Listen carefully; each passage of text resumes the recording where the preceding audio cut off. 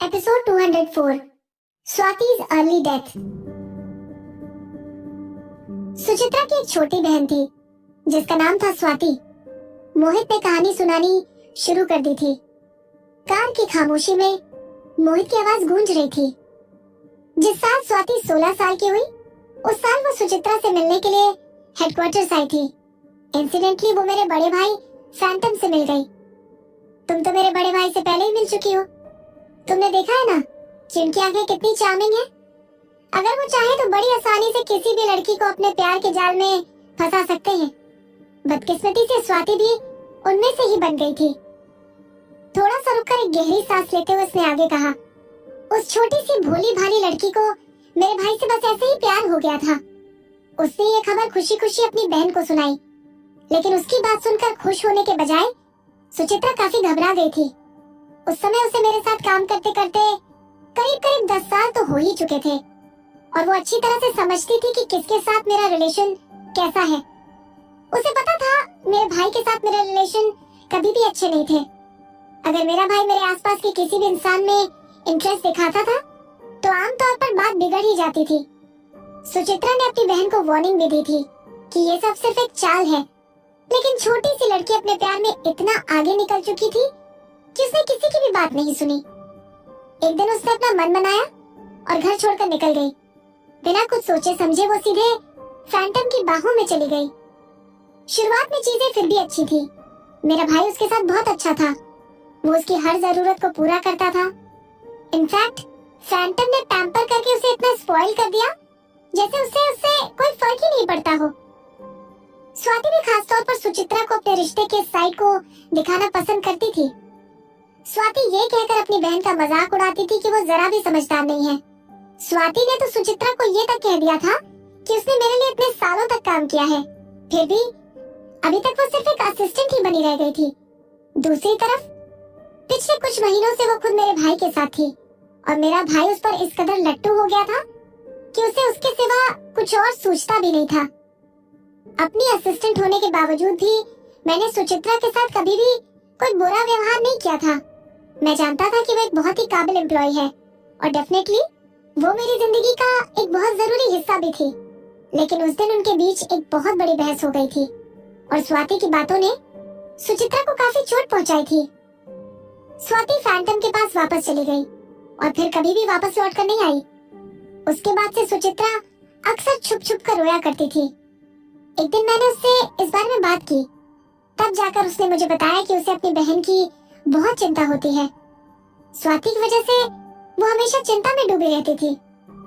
उसकी बहन बहुत मासूम थी और उसे तो ये भी नहीं पता था कि फैंटम किस तरह का इंसान है।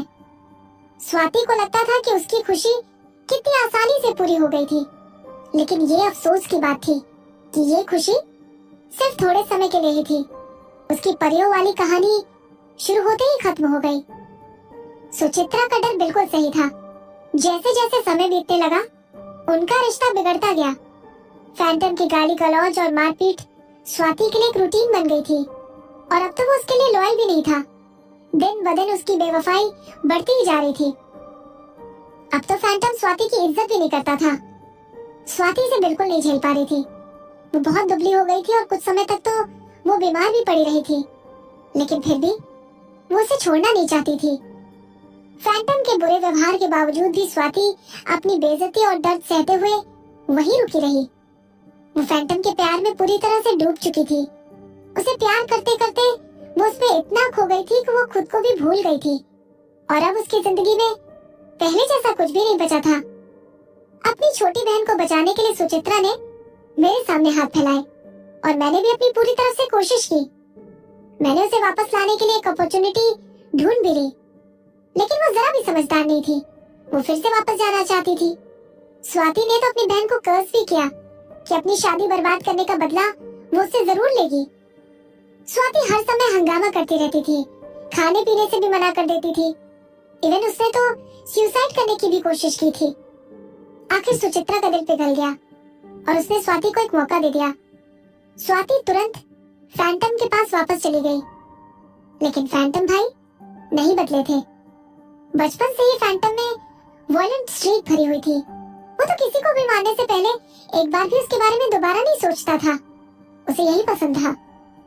उसने स्वाति से कहा, अगर तुम मुझे 100 इंसानों को मौत के घाट उतारने में मेरी मदद करती हो तो मैं तुमसे वादा करता हूँ कि मैं सारी दुनिया को छोड़ दूंगा और तुम्हें अपना लूंगा, अच्छी तरह से ट्रीट करूंगा, तुमसे शादी भी करूंगा और तुम्हारे साथ एक फैमिली भी शुरू करूंगा।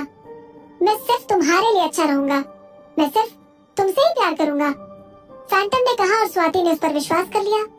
या फिर इसे ऐसा कह सकते हैं कि बस यही एक ऐसी चीज थी जो उसका प्यार वापस दिलाने की उम्मीद दे सकती थी। वो इतनी नरम दिल लड़की हुआ करती थी कि एक छोटे से घायल खरगोश को देखकर भी वो बहुत इमोशनल हो जाया करती थी।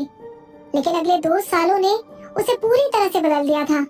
उसने मेरे भाई की मदद की, उसके लिए लोगों को मारने और टॉर्चर करने में एक इम्पोर्टेंट रोल प्ले किया। बाहर के लोग ये कहने लगे थे कि फैंटम के पास एक लेडी डेविल है, उसके हाथों में पड़ने से बेहतर तो खुद से सुसाइड कर लेना होगा।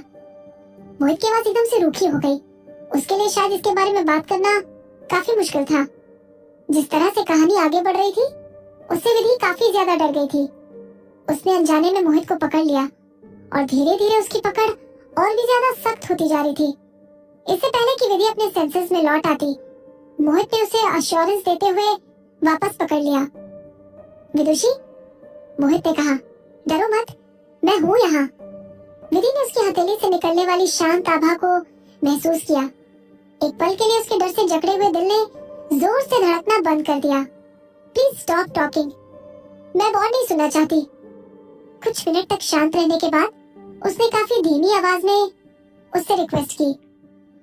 मोहित ने उसके हाथ पर अपनी पकड़ और भी ज्यादा मजबूत कर ली और कहा, मैं जानता हूँ कि सुनने में ये बहुत भयानक लगता है, लेकिन मैं चाहता हूँ कि तुम पूरी कहानी सुनो। लेकिन क्यों? उसे ऐसा लग रहा था जैसे कि अब किसी भी पल वो बेहोश होकर गिरने वाली है। तुमको अच्छी तरह से समझना चाहिए कि मेरा भाई किस तरह का इंसान है। मैं इसके बारे में कोई छोटी सी छोटी डिटेल भी तुम्हारी इमेजिनेशन के लिए नहीं छोड़ना चाहता हूँ, मोहित ने कहा। मुझे नहीं समझना है, वैसे भी मेरा उससे कोई लेना देना नहीं है। मोहित डिसअपॉइंट होकर मुस्कुराया। तुम्हारा कोई लेना देना नहीं है, लेकिन उसकी नजर तुम पर है विदुषी।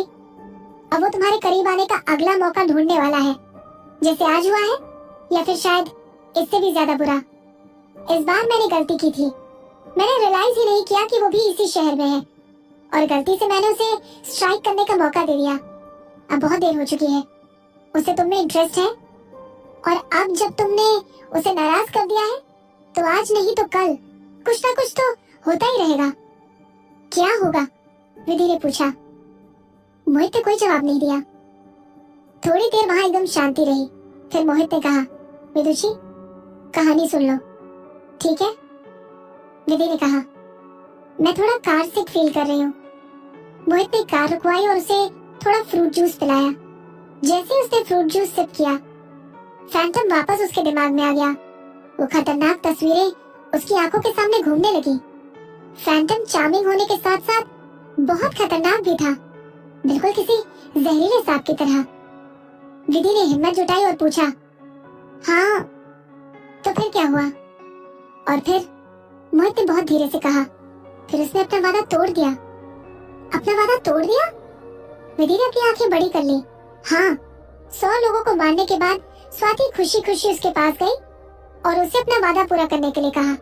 इस पूरे समय में स्वाति के दिल में यह विश्वास था कि वो जरूर मान जाएगा और बड़े गर्व के साथ वो भाटिया फैमिली का हिस्सा बन जाएगी। लेकिन कौन जानता था कि आगे क्या होगा? भाई सिर्फ हंसे और कहा, कौन, मैं? ये मुझे याद क्यों नहीं आ रहा है? ये कुछ ऐसा था जिसकी उसने उम्मीद ही नहीं की थी। बस फिर उसकी दुनिया उजड़ गई। वो बहुत गुस्से में थी, लेकिन मेरे भाई ने उसे ये कहकर हमेशा के लिए वहम में डाल दिया कि उसकी जैसी किसी भी लड़की से वो शादी नहीं कर सकता है। ये तो करीब करीब वैसा ही हो गया था जैसे उसने सारी दुनिया का जहर लाकर उस पर उड़ेल दिया हो और पूरी दुनिया के सामने उसका मजाक बना दिया हो। और तब स्वाति ने उसे खो दिया। वो बहुत नाजुक लड़की थी, लेकिन फिर भी उसने एक वादे के लिए हिम्मत करके अपना सब कुछ दांव पर लगा दिया था। वो स्वाति के लिए उसका धर्म था और उसने फैंटम के लिए जो भी कुछ किया था वो उसके हिसाब से जस्टिफाइड था। लेकिन फिर भी फैंटम ने बड़ी आसानी से उससे अपना मुंह मोड़ लिया और स्वाति की दुनिया पूरी तरह से बिखर गई। स्वाति सचमुच में पागल हो गई थी। वो रोती रहती थी, हंगामा खड़ा करती थी और जिंदा भी नहीं रहना चाहती थी। स्वाति जब भी वहां से जाने की कोशिश करती तो हर बार वो उसे पकड़ लेता। उनके बीच की खामोशी गहराती जा रही थी। इसके आगे विधि ने आगे उसे प्रेस करने की हिम्मत भी नहीं की। कहानी बहुत भयानक थी, लेकिन कितनी आसानी से उसने ऐसा सोच लिया था कि ये सिर्फ एक कहानी है, इससे ज्यादा कुछ भी नहीं। मोहित की आवाज दर्द से भरी हुई थी। मैं उसे बचा नहीं सका। स्वाति बहुत चाइल्डिश थी, इसलिए शुरू में मैंने यही सोचा था कि वो परेशान है, इसलिए इस तरह से सिर्फ नाटक कर रही थी। मुझे ऐसा भी लगा कि ये थोड़ी सी तकलीफ शायद उसके लिए कुछ अच्छा करेगी, और जब वो बिल्कुल शांत हो जाएगी, उसका दिमाग ठीक हो जाएगा, तो वो फिर से अपने घर वापस आ सकेगी। मैंने कभी भी उम्मीद नहीं की थी कि कभी ऐसा कुछ हो जाएगा। जब स्वाति ने सब कुछ खो दिया था, तब मैं एक प्राइवेट आर्मी का पीछा कर रहा था, इसलिए पूरे 2 सालों तक मैं अपनी फैमिली के साथ जरा भी टच में नहीं रह पाया था। जब मैं घर वापस लौटा, तब उन्होंने मुझे बताया कि स्वाति पहले ही